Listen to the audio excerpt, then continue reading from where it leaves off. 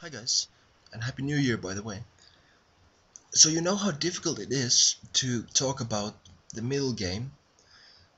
I myself have seen some pretty bad books about the middle game, even written by famous grandmasters who are just trying to make money by publishing books. But now I came across this wonderful book that I got as a present. It's written by Paul Keres and Alexander Kotov.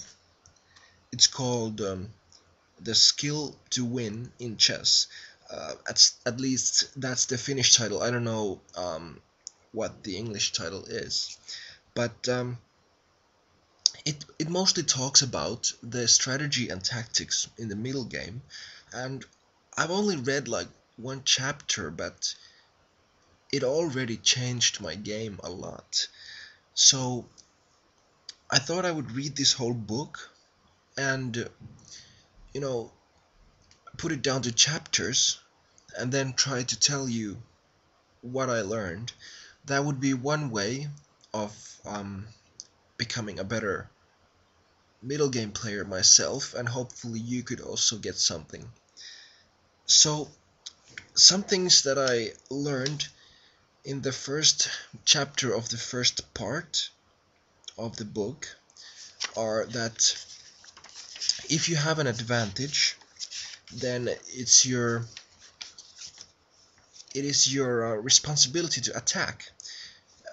Because if you wait, then you're going to lose that momentum, and then you have to build it up again.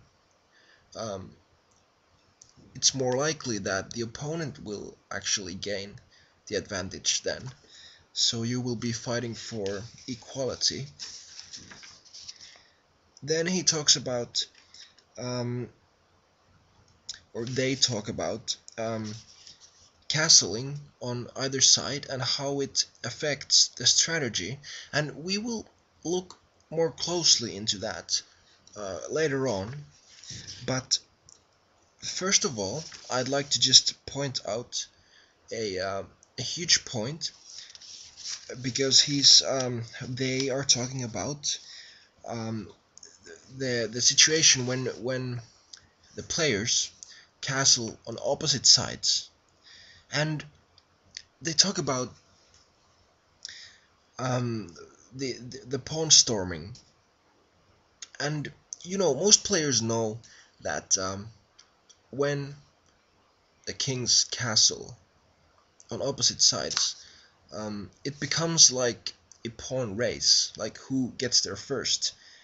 It's not that simple. There are obstacles, and if you just push like a caveman, push your pawns, you might lose.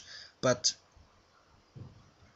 really, the point that um, they made was that you have to calculate beforehand, before you castle on the opposite side, or before your opponent is about to castle to the opposing side, that who's going to get there first. Don't just castle on the opposite side and then hope for the best. But try to see if your pawns are gonna get there first, if it's gonna be better for you or not.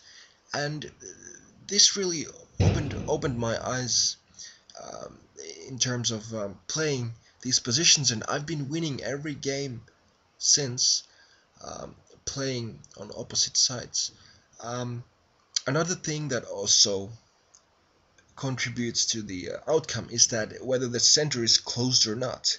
If the center is closed, then it's even more like a race, because the play is only on the flanks. If the center is open, then